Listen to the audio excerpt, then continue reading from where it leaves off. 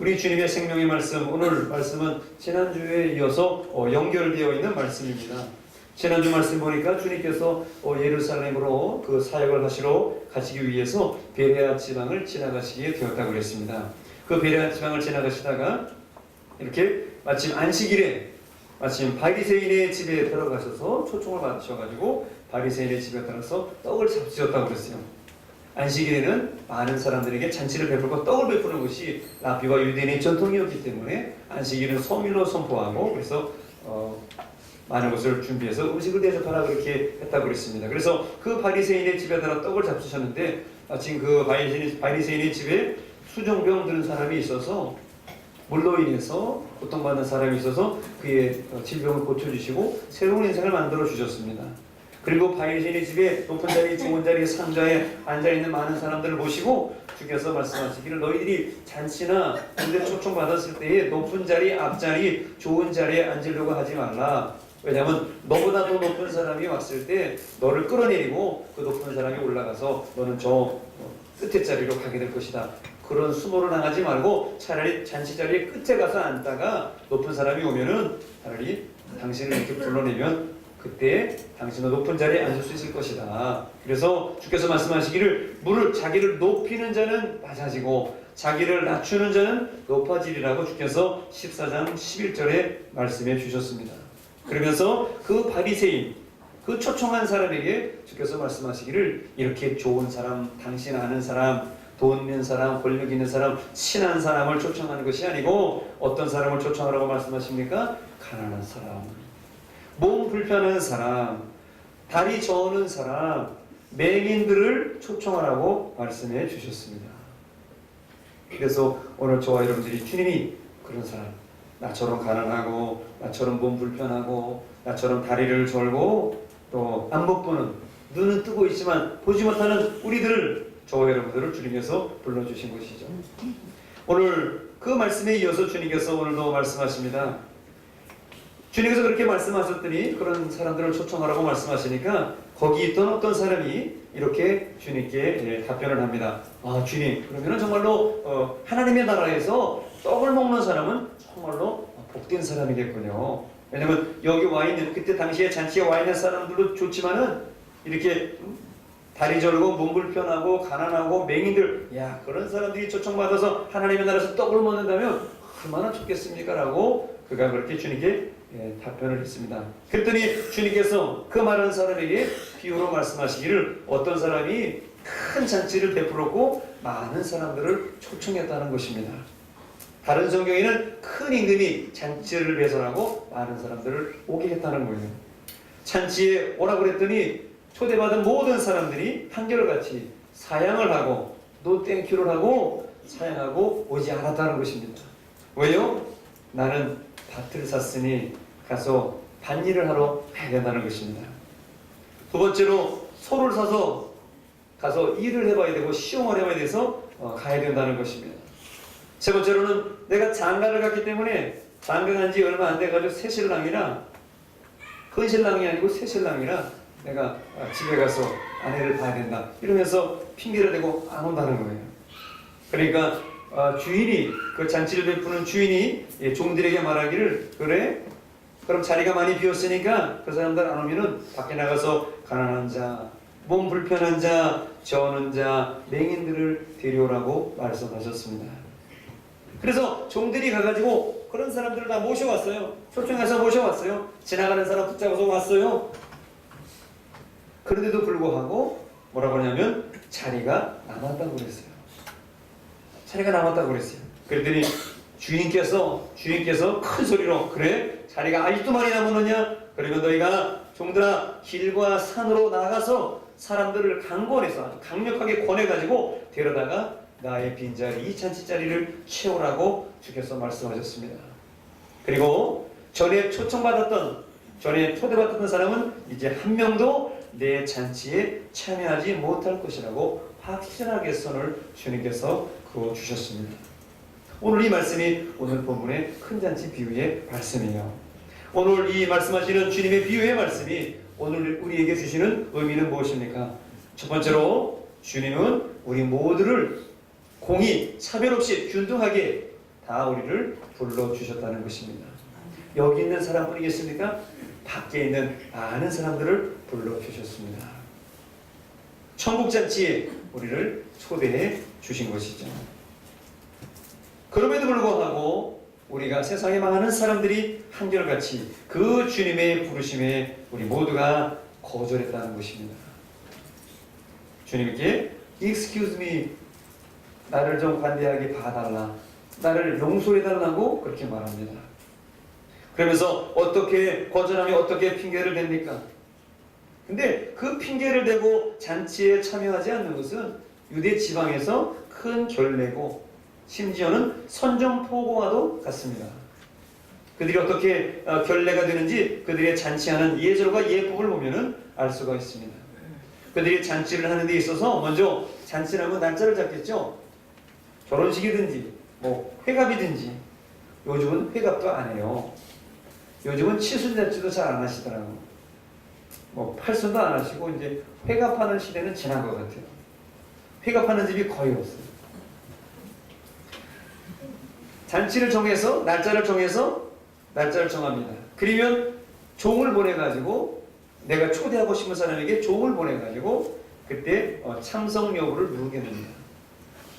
저희는 이런 문화가 뭐 별로 발달하지 않냐고 옛날에는 그래도 뭐 이렇게 뭐 상인하면은 그 참석하라고 그 조문에 대한 그런 것은 보내기도 많이 했는데 가부를 묻는 그런 거는 저희는 많이 없었어요. 근데 외국이나 여러분 그런 데 다녀보신 분은 알지만은 외국에는 그 초대장에 그 왕복 엽서라고 하는 게 있어요.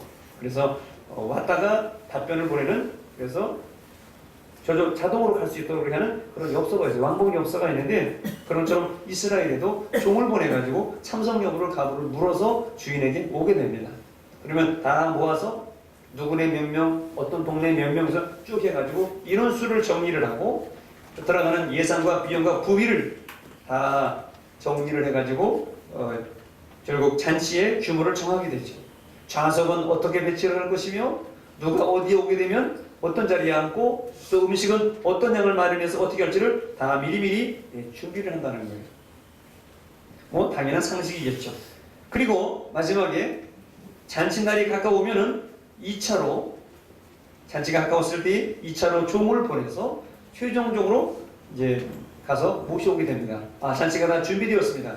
지난번에 오신다고 약속하셨죠? 이제 오시기만 하면 됩니다. 근데 모셔가려고 지금 최종적으로 2차로 종이 와서 지금 손님을 모셔가려고 그러는 거예요. 그런데 이제 와서 나 밭을 사서 못 가고 소를 사서 못 가고 장가 가서 못 간다는 거예요. 그러면 이것은 아주 큰 결례가 되고 결국 선전포고와도 같은, 다시 말해서 죽음과도 같은 선언이라고 하는 겁니다.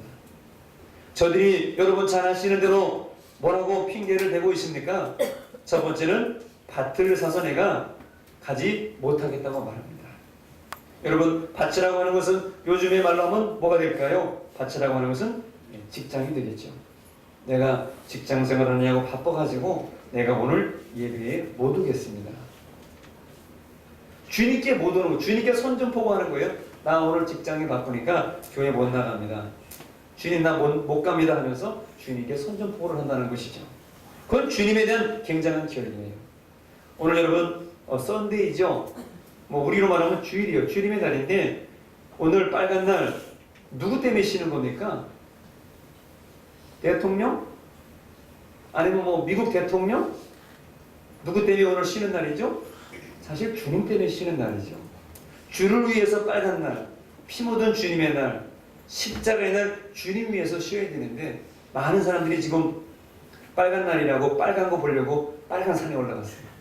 오늘 우리는 주님의 날에, 이 빨간 날에 빨간색 단풍을 보려고 세상으로 나간 게 아니고 우리는 빨간색 십자가를 보려고, 빨간색 주님의 보혈을 보려고 이 전에 온 줄로 믿습니다. 뭐 이렇게 멋있는 옷 입고 멋있는 자리 만들어서 우리가 누구 때문에 왔겠어요? 우리가 주님 만나러, 주님 십자가 보러 온 줄로 믿습니다. 나의 잘못 모든 거 다 털어내버리고 죽기 영광 돌리기 위해서, 나의 잘못 살아서 회개하기 위해서, 이 썩어져가는 육신을 위해서 죽으신 주님께 이 썩어져가는 몸으로 나이가 드니까 이 몸속에 에너지도 빠지고 머리카락도 자꾸 빠지고 색깔이 자꾸 하얗게 변하고 까맣게 물어들였지만은 그래서 요즘에는 나이 드신지 안 드신지 알 수 있어요. 머리가 까만 사람은 나이 든 사람이에요. 이제 웃으시는데 머리 까만 사람은 나이 드신 분이에요. 염색하신 분이고 머리가 좀 갈색이고 그냥 노릇해 보시 그분이 젊으신 분이에요. 저는 하얀 색깔하고 검은 색깔하고 섞여 있어요. 여러분 우리가 세상 일로 바쁘고 직장 일로 바빠도 그 핑계는 영원할 수가 없어요. 우린 주님 앞에 나와야 됩니다. 직장 일이 아무리 바빠도 천국 가는 일보다 우선할 수가 없어요. 직장도 다 은퇴하고 퇴직하면 아무것도 아니에요. 남는 건 내 이름 석자밖에 안 나와요. 대표이사라고 천국 가는 거 아니에요. 그 직장에서 성공한다고 천국 가는 것도 아니에요. 여러분 그리고 두 번째로 저들이 핑계를 대죠. 소를 샀기 때문에 내가 잔치에 갈 수 없다고 말합니다. 요즘으로 말하면 소가 뭐겠어요? 그래서 바로 우리의 사업이 아니겠습니까?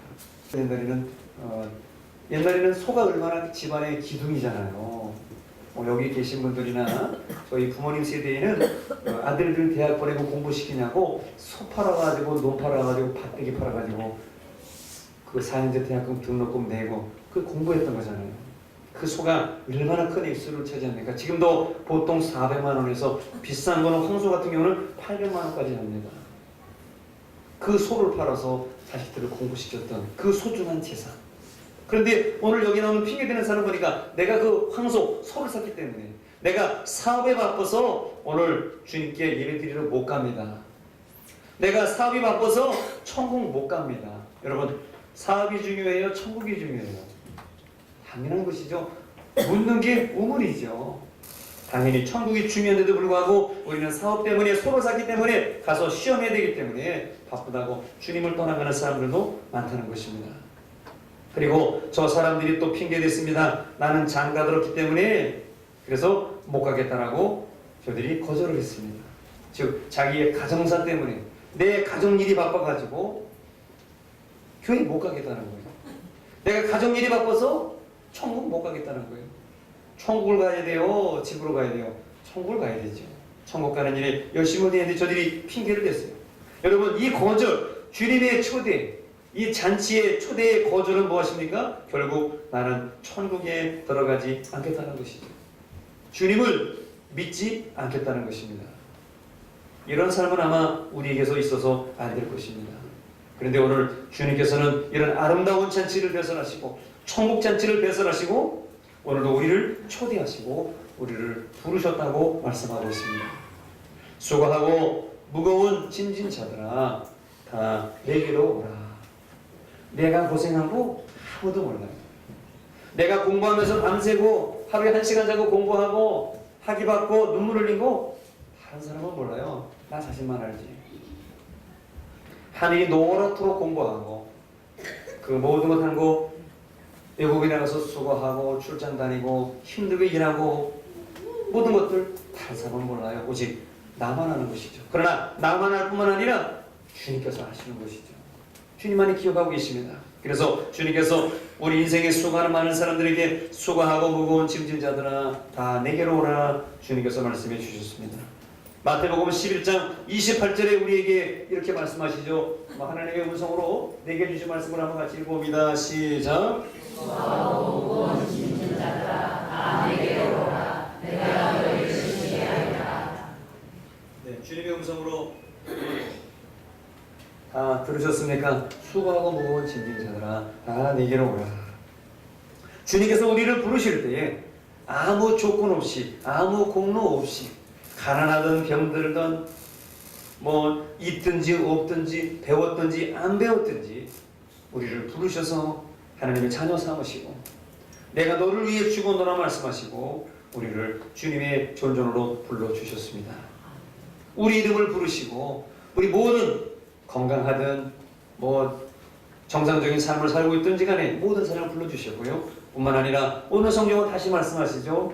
너희가 시내와 거리로 골목으로 나가서 가난한 자를 불러오라. 몸 불편한 자를 올라오라. 저는 자들을 데리고 오라, 맹인들을 데리고 오라고 말씀하십니다.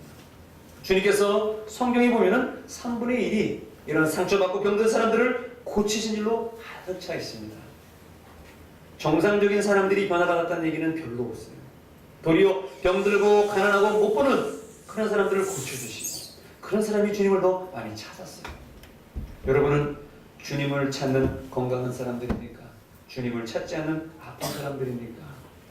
오늘 저와 여러분들이 어떤 형편에서든지 주님을 찾고 주님의 부르심에 예수할 수 있는 아름다운 그 부르심에 응답할 수 있는 저와 여러분들 다 되시기를 바랍니다.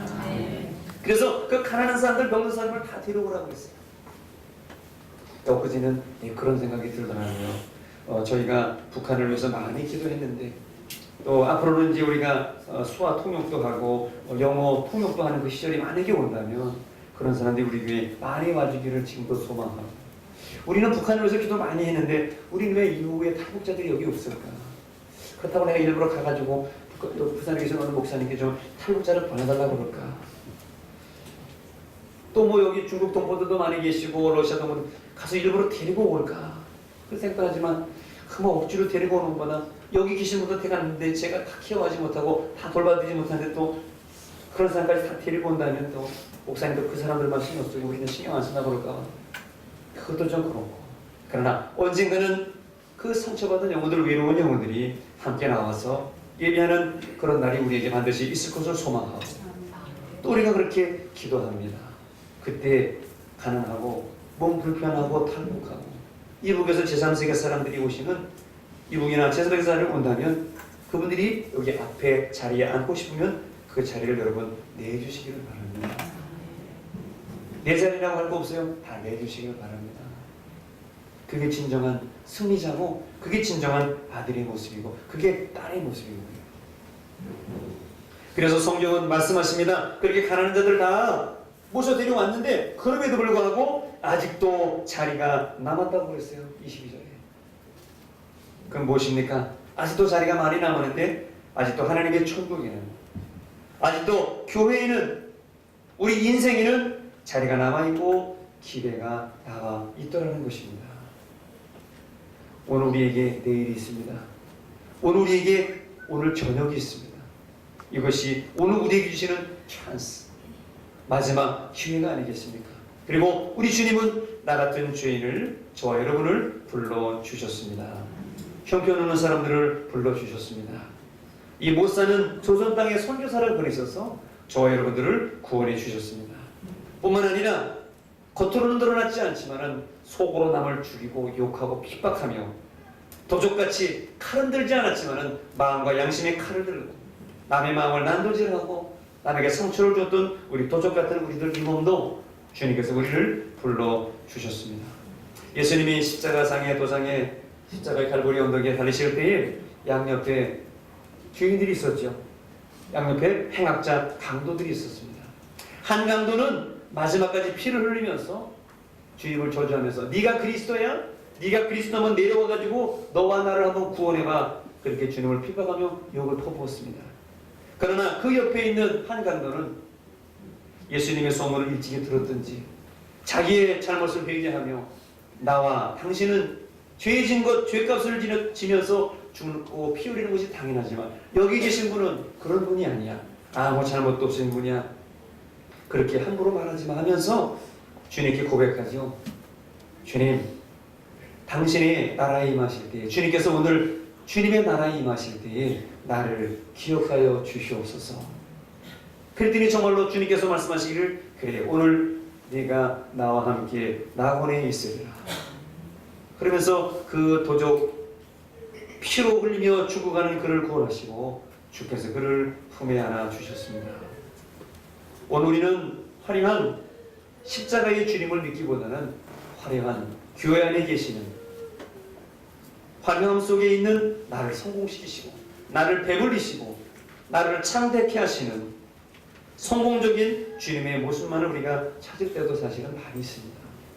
나를 힘들게 하면 주님 안 계시고, 나를 배고프게 하고 나를 수술하게 하고 나를 실패하고 나를 세상 사람들에게 손가락질 받게 하시면 하나님은 안 계시고, 좋은 모습만 취하려고 했던 것이 사실 저희들입니다. 그러나 오늘 저희들은 도적 같은 우리들인데 주님이 부르셔서 우리를 용서하시고 자녀 삼으시고 주님이 이름 부르시는 기회를 주신 줄로 믿습니다. 우리 그 도적을 한번 기억하면서 우리 주님의 부르심을 기억하면서 우리 찬송가 258절 우리 한번 같이 불러보겠습니다.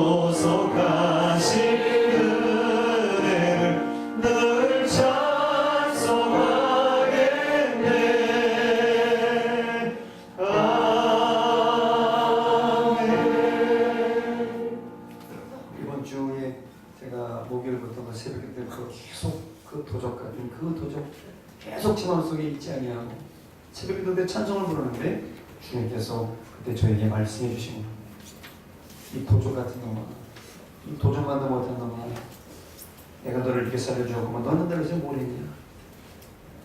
저는 여기 예수님 십자가에 달려 죽은 그 강도는 항상 나쁜 놈이라고 생각했어요.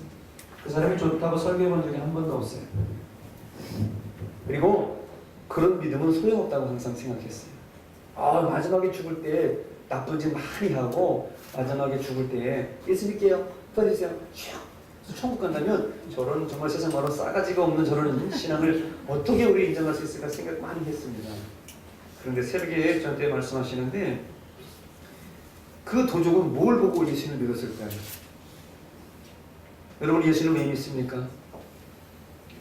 여러분이 예수님을 믿는 근거는 뭐예요? 말씀이나 뭐 이런 거 빼고 여러분이 정말 예수 믿는 그런 근거가 되었던 것이 무엇입니까? 여러분 예수님의 무엇을 보고 믿고 싶습니까?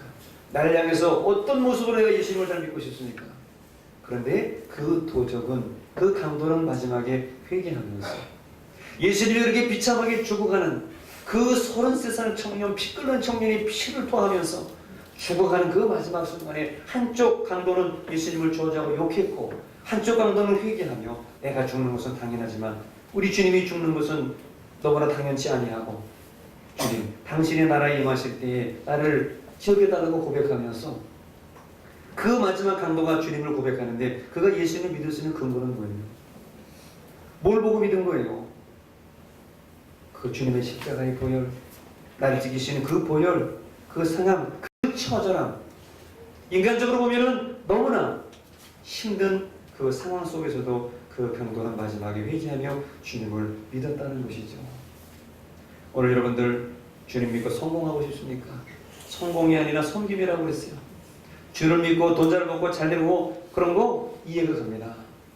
그러나 그것이 우리의 신앙의 목적과 우선순위는 아니죠. 내가 세상에서 성공하기 위해서 주님을 이용하고 교회를 다니고 그러는 것이 아니죠. 우리는 나 같은 주인을 살리시고 이 도적 같은 나를 살리신 주님의 십자가 그 보혈 그 능력을 믿기 위해서 주님의 자녀 되기 위해서 그 주님의 피값에 우리가 뭐라도 하나 하려고 주님의 은혜에 한 가지라도 보답하려고 하는 마음으로 이 시간 나온 것 아닙니까? 주님 만나기 위해서 나온 것 아닙니까? 그저 우리는 감사뿐인 줄로 믿습니다. 오늘 그 도적만도 못한 양심을 팔아먹고 신앙을 팔아먹고 직분 속에서 허우적거리고 직분을 내세우는 저희들에게 주님께서 우리에게 경종하여 말씀하십니다. 그러면서 주님께서 오늘 이 잔치를 베풀고 많은 사람들 초청하신 이 잔치를 통해서 주님이 오늘 저와 여러분을 지금 부르고 계십니다. 뭐라고 부르고 계실까요? 내일부터 시작되는 5일 작정 기도에 나오시기를 바랍니다. 5일 동안 작정해서 기도하는 거예요. 작정이라는 말 뭔지 아시죠? 그죠? 특별 기도회가 아닙니다. 특별하면 얼마나 힘든지 몰라요. 특별자만 붙으면 굉장히 힘들어요. 그래서 힘들기는 못하겠고 그래서 특별자는 뺐어요. 5일 동안 작정해서 기도, 작정해서 나와서 기도하시기 바랍니다. 주님께서 부르셨어요? 핑계 대지 마시길 바랍니다. 두 번째로 주님께서 우리를 부르시는데 어떻게 부르시느냐? 바로 나의 사역에 동참하라고 주님이 우리를 부르십니다. 머리로 알면 뭐 하겠어요? 이제는 우리가 주님의 손가락이 되어서 주님의 뜨거운 가슴이 되어서 주님의 눈물이 되어서 그래서 거기에 눈물이 필요한 거예요. 내가 흘리는 눈물을 통해서 주님이 나타나시고 주님이 영광 받으시는 그런 아름다운 섬김. 당신의 섬김은 아름다운 헌신. 당신의 섬김은 아름다운 기도. 당신의 섬김은 아름다운 찬송이 되는 것입니다. 그래서 우리가 교회에서 봉사하고 서로 섬기면서 서로 남에게 베풀어 주면서 찬양대로 안내하면서 새가족부에서 헌금을 계수하면서 학생들을 가르치면서 봉사하면서 교회를 쓸면서 마당을 정리하면서 이렇게 모든 사역에 우리가 동참을 하고 주님께서 우리를 부르시고 계시는 겁니다. 우리가 천국에 가서 우리가 주님께 뭘 잘했다고 우리가 말할 수 있을까요? 너는 나를 위해서 뭘 했냐라고 했을 때 우리가 주님께 해야 됐다고 말할 게 있어야 되잖아요. 오늘 그 사역에 동참하는 저와 여러분 되시기를 바랍니다. 그리고 주님께서 우리를 부르십니다. 전도와 선교에 동참하라. 죽어가는 영혼 살리고 이 세상에 죽어가는 영혼들, 물이 없는 영혼들에게 우물을 파지고 병들어 죽어가는 영혼에게 말라리아 주사를 주고 말라리아로 죽어가는 영혼들에게 우리가 모기장을 10,000원짜리 모기장을 사서 보내고 회춘약이 없어 죽어가는 영혼들에게 회춘약을 써서 보내죠. 이 땅에 예수 없이 죽어가는 많은 영혼들에게 주님의 이름으로 가서 값없이 주는 것이죠. 이 부르심에 저 여러분들이 노땡큐하지 않기를 바랍니다. 바로 거절하지 마시고 주님 내가 여기 있사오니 나를 써주시옵소서 그렇게 응답하는 여러분 되시기를 바랍니다. 이 부르심에 응답한 분이 있어서 오늘 여러분에게 소개해 드리고자 합니다. 그는 1889년에 태어났습니다. 굉장히 오래전의 인물이시죠. 그분은 살아있는 동안에 주님을 만난 뒤에는 맨발로 다니면서 그렇게 살았다고 합니다. 1889년 인도의 푼잡이라고 하는 지방에서 출생했습니다. 그는 귀족, 힌두교의 귀족 집안에서 출생을 했어요. 그러나 그 때가 어려워서 고향 마을 동네에는 학교가 없었고요. 국립학교는 20리 이상 걸어가야 학교가 나왔기 때문에 너무 멀어서 자기 동네에 마침 영국 선교사님이 세운 미션 스쿨이 있어서 그 미션 스쿨에 다니게 되었습니다. 미션 스쿨에 다니니까 가서 선교사님이 세상에 수학도 가르쳐주고 뭐 도덕도 가르쳐주고 많이 가르치지만 특별히 성경을 많이 가르쳐주시잖아요. 찬양도 가르쳐주고 성경을 가르쳐주시잖아요. 근데 이 썬다식은 성경 공부 시간에 선생님이 주는 성경책을 찢어버리고 힌두교 가문에 자기는 힌두스탄이기 때문에 힌두이즘에 빠져있기 때문에 성경을 찢어버리면서 그 미션스쿨을 그렇게 다녔습니다. 그리고 그 썬다식이라고 하는 사람은 인도의 성자로 불리는 썬다식이라고 하는 사람은 14살 때 그 어머니 모친이 돌아가시게 되었어요. 썬다식의 인생에 폭풍우가 내려치기 시작합니다. 그 예의 바르고 귀족 출신 착한 소년 썬다식은 어머니가 돌아가시고 난 뒤부터는 난폭한 소년이 되어버립니다. 동네에서 싸움질하고 싸움을 하기 일쑤고 그리고 교회에서 미션스쿨에서 선생님들을 괴롭혔습니다. 말도 안 듣고 떠들고. 그런데 그의 가슴 속에서 마음 속에서 썬다식의 마음 속에서는 항상 자신이 믿고 있지 않는 기독교의 하나님에 대한 궁금증이 늘 강력하게 일어나는 거예요. 그 들었던 선생님의 성경 말씀 요셉, 엘리야, 이사야, 예수님, 바울, 베드로 이런 모든 얘기를 들으면서 과연 저 기독교가 말하는 그 하나님이 무엇일까 항상 궁금증이 일어났어요. 그러면서 썬다식은 십자가에서 고통당하시는 예수님의 모습이 자기의 마음에 강하게 와서 부딪혔습니다. 그래서 어느 날 그가 무릎을 꿇고 하나님께 이렇게 기도합니다. 하나님, 나는 잘 모르는 저 선교사님들이 전해주시는 기독교의 하나님이시여, 선교사님들이 전해주신 기독교의 하나님이시여, 당신이 참 신이시라면 나에게 확실한 증거를 한번 보여주시옵소서. 그렇게 간절히 기도했어요. 그랬더니 어떻게 되었을까요? 아무런 응답이 없었습니다. 그러셔야죠. 처음부터 그렇게 응답이 되면 안 되죠. 하나님 뜸들이시라는, 하나님 바로 아니시라는, 우리 눈물이 차고 애가 되면 주시지 우리가 기도한다고 안 하시죠? 그래서 그런 썬다식은 더 비싼 각오를 했습니다. 어느 날 내가 오늘 밤을 새워서 한번 기도해 보겠다. 그리고 응답이 없으면은 나는 내일 기차에 뛰어들어가지고 죽어버릴 것이다. 그러면서 그날 목욕 제기를 하고 하나님께 기도를 했습니다. 오 하나님이시여, 만약 당신이 살아계신 참된 신이라면 제가 기차에 몸을 던져 목숨을 끊기 전에 그 증거를 보여주시옵소서. 드디어 새벽이 되었습니다. 어떻게 되었을까요? 응답이 없었습니다. 그의 눈에 절망의 눈물이 흐르는 거예요. 내가 괜히 했구나. 그래, 하나님이 살아계시구나.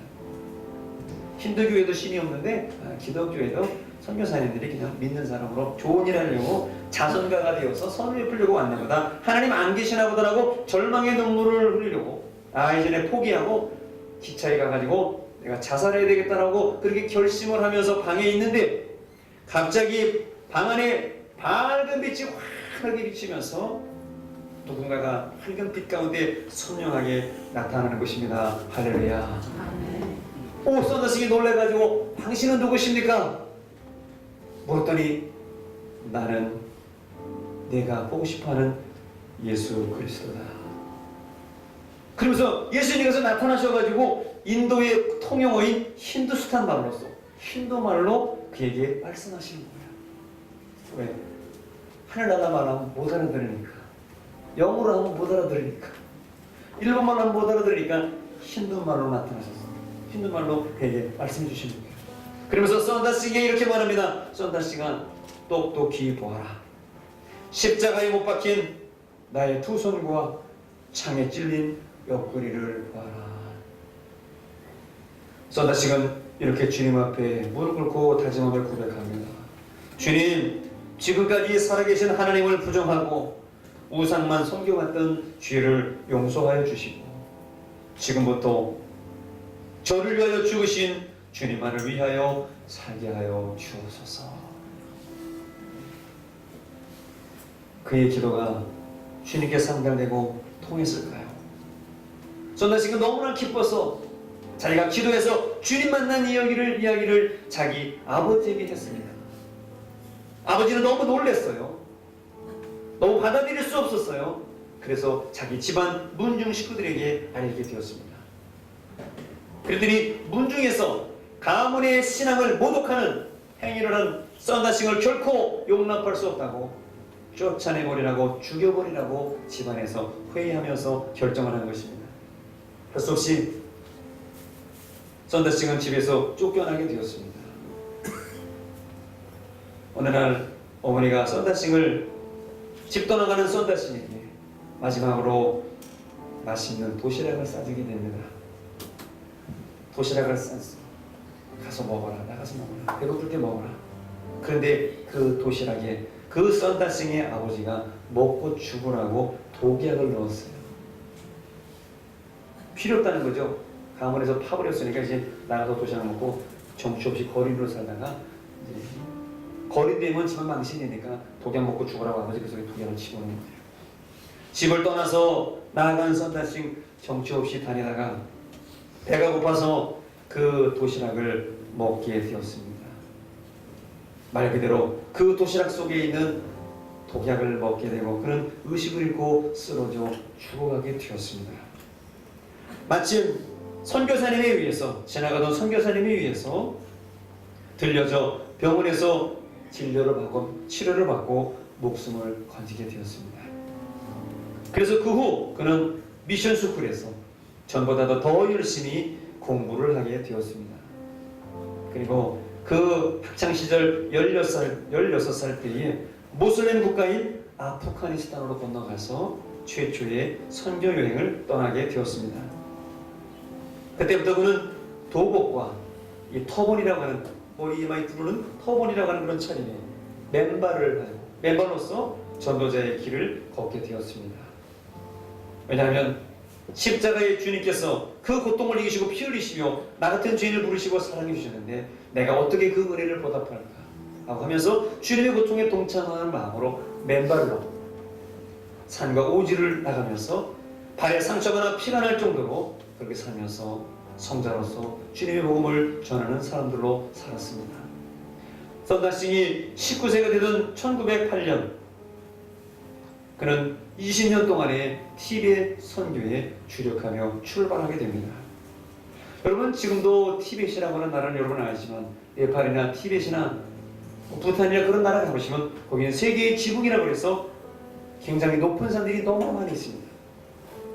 위치상으로는 인도에 근처에 있기 때문에 중국 밑에 있기 때문에 따뜻한 나라이지만 사실은 산이 높아서 날씨가 봄, 여름, 가을, 겨울이 공존하는 그런 추운 지방이 사실 티벳 지방입니다. 티벳 선교 여행을 다니는데 늘 폭설과 강풍 또 맹수들이 습격해오고 또 티벳 사람들, 힌두교인들의 사람들의 배척과 많은 위험들이 그를 찾아왔습니다. 그러나 그는 그 모든 것 속에서 맨발로 다녔다는 것입니다. 한편에서 믿기 힘든 얘기처럼 들립니다. 어떻게 그 눈 속에서도 맨발로 다닐 수가 있었을까? 우리 한국에도 맨발의 성자가 한 번 있었죠. 최춘선 할아버지인가요?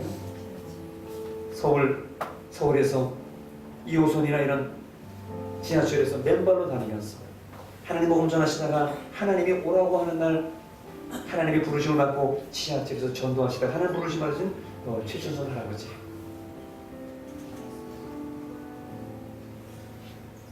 어느 날 그가 선교여행을 가는데 티벳 사람과 함께 동행하면서 길을 걷고 있는데 한참 산길을 걷고 보니까 눈덩이 속에 어떠한 물체가 움직이고 있는, 부스럭부스럭 움직이고 있는 거예요. 그러니까 사람이 얼어서 죽어가고 있는 거예요.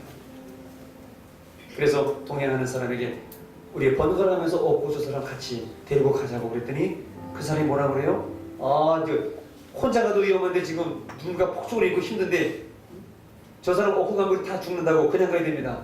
가시죠. 그래가지고 그 당신 먼저 가라 그러고 썬다시 혼자 나와가지고 그 길에 얼어서 동사하고 있는 그 사람을 업어가지고 그 티벳의 산길, 눈길을 넘어서 넘어가게 되죠. 등이 높인 사람은 썬다싱의 체온을 결국 깨어나서 살아거게 되었습니다. 기적이 일어나는 것이죠. 한참을 가다 고개를 넘어보니까 누가 길 옆에 얼어 죽어 있는 것입니다. 누구죠? 없지 아니하고 혼자 살겠다고, 그럼 같이 죽는다고 말하면서 산을 넘어갔던 그 동행했던 그 사람은 먼저 얼어서 죽었어요. 그때 그는 그 자리에서, 썬다싱은 그 자리에서 이런 깨달음을 깨달았다고 그래요. 주님께서 말씀하신 대로 너희가 자기를 위하여 살고자 하면 죽게 될 것이다. 주께서 말씀하시죠.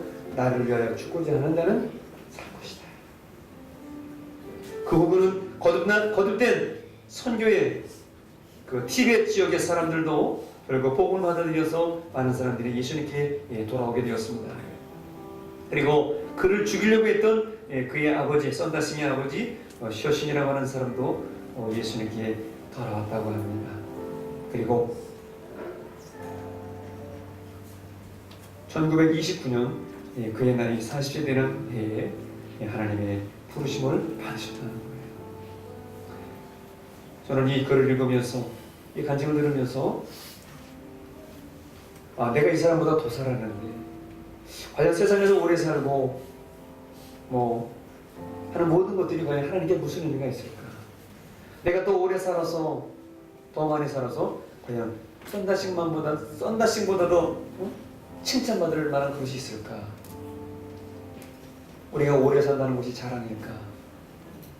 이거는 40세 하나님 복을 받으셨더라고요. 여러분 이 세상에서 장수하고 부귀영화 누리면서 떵떵거리고 오래 살고 싶습니까? 물론 하나님이 장수의 축복도 주시고 다 주십니다만 그 값어치 있게 사는 사람, 십자가의 복음에 값어치 있게 사는 사람이 하나님의 축복된 사람이지, 아무것도 안 하면서 땅만 축내고 쌀만 축내면서 오래 사는 것도 그거 꼭 좋지 않은지도 모릅니다. 오늘 여러분은 다시 한번 하나님의 음성에 귀 기울이시길 바랍니다. 사랑하는 자들이요, 수고하고 무거운 짐진 자들이요, 다 내게로 오라. 오늘 여러분 어떻습니까? 믿음이 흔들리고 있지는 않습니까? 여전히 주의 부르심에 핑계대고 있지는 않습니까? 주님, 목사님, 권사님, 집사님, 저의 사업이, 우리 남편의 사업이 조금 더 좋아지면, 내가 살기 좋고 시간 좀 더 나고 내가 주일날 직장 안 다니면 내가 열심히 와서 예배 드리고 주님 잘 뵙도록 한번 해보겠습니다. 내 직장이 좀 안정되면은, 내 직장에서 힘들고 어려운 일이 없으면은 내가 주님께 한 번 더 열심히 믿어보고 주님께 한번 해보겠습니다.